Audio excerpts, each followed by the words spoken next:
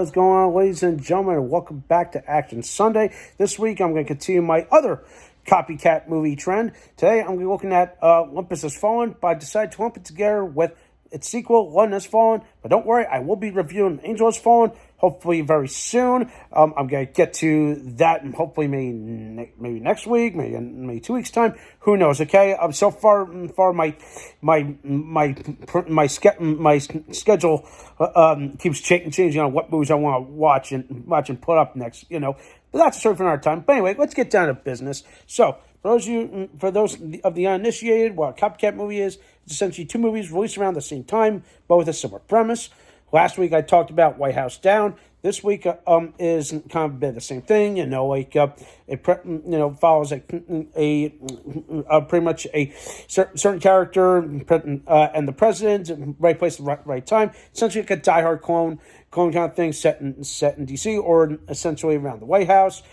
So this one's a little different. It follows Mike Banning, played by Gerard Butler.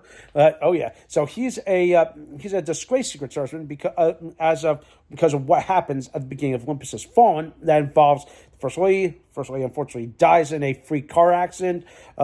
Again, spoilers ahead for anybody that doesn't remember Olympus Has Fallen. And for the sake of this movie, I rewatched it again because I remember seeing this movie in theaters. Okay, that just so you know. So give you guys a little backstory because I remember this in theaters. So watching it again definitely brings a lot of crazy but interesting memories back. But yeah, so after that happens, we flash forward again to like 18 months later. He's no longer on the service. President has a visitor. It's the Korean Prime Minister, which leads to, of course, the biggest attack, as they say in U.S. history, happens in the White House. But turns out it's a Korean terrorist cell. There's a lot going on. There's of course, just like the last movie, a shit ton of collateral damage, which of course makes you just go, Jesus Christ. Would this really happen to the White House? I don't know, but it's crazy to think about it. But yeah, just looking at the scope of that just makes you go, holy shit! Now you got a situation on your hands, and of course that gives Mike Banning a chance to spring into action to save the president, and of course a whole lot of crazy shit happens, like I said. But man, it's a scary but somewhat real situation. But by the end of the day, like. He does what needs to be done. The threat's been secure. Almost brings the U.S. to a brink of our destruction because it's like a bit of a final encounter kind of thing. It's like down to the wire kind of thing. It's like, oh shit, he's about to activate Cerebus. Of course, it's which again not a real thing, folks. I'm pretty sure things have changed since they kind of gave us a little peek behind the door in this movie, but. Yeah, I'm like, it's a scary situation. That probably would not happen, but if it were, then God help us. So after all of that, how's it? What about the sequel, London Has Fallen? So situation's a little different.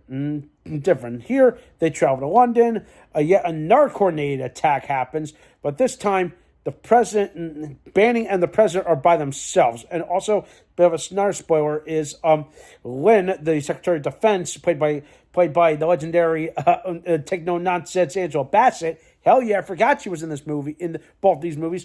She's killed, and then essentially they're on their own somewhere in war-torn London after leaders of the world are killed. So kind of similar situation. So, but now I'm going to explain something that makes the relationship between these two characters, as well as the characters in White House Down, a little different. I think I mentioned it earlier, is that these two are actually buddy.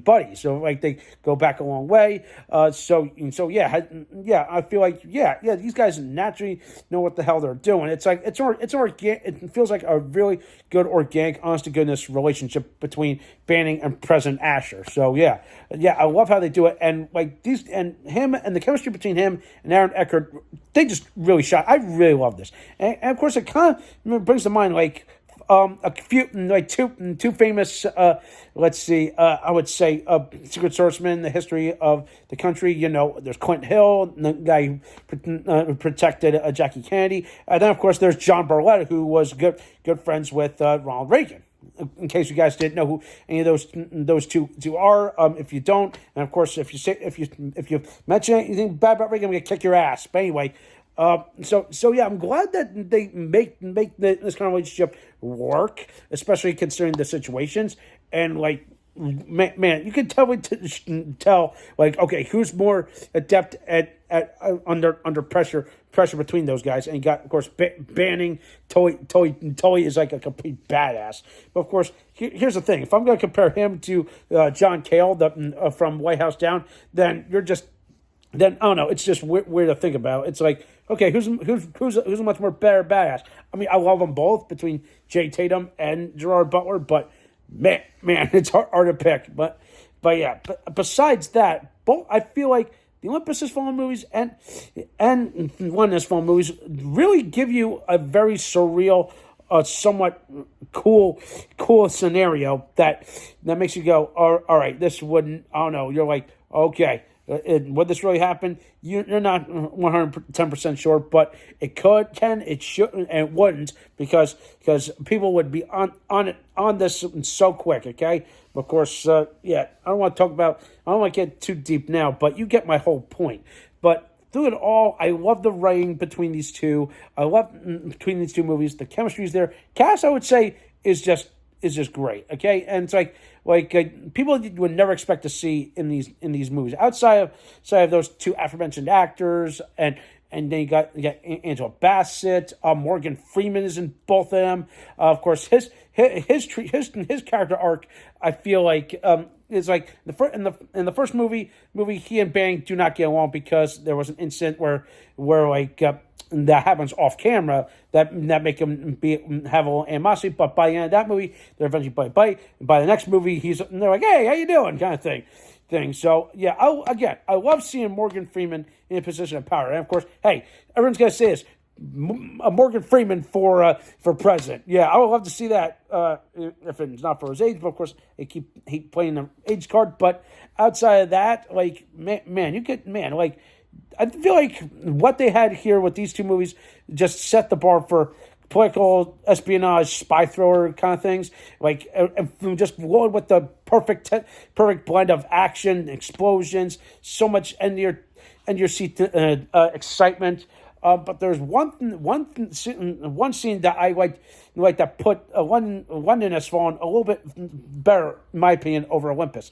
At one point, Banning is trying to get to I forget where he had to be, and believe it or not, no, it was this whole big crazy action shootout sequence because of the SAS can't come in, so they're trying to fight off these god-awful terrorists that are trying to rain down fire, and a majority of this fight is like almost like one continuous shot, no cutaways except for when the grenade goes off. I feel like it was perfect kind of thing.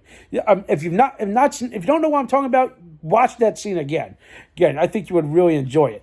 But but by the end of both these movies, you're like, oh, thank God, the threats be extinguished. hey, Saif, the threats be extinguished.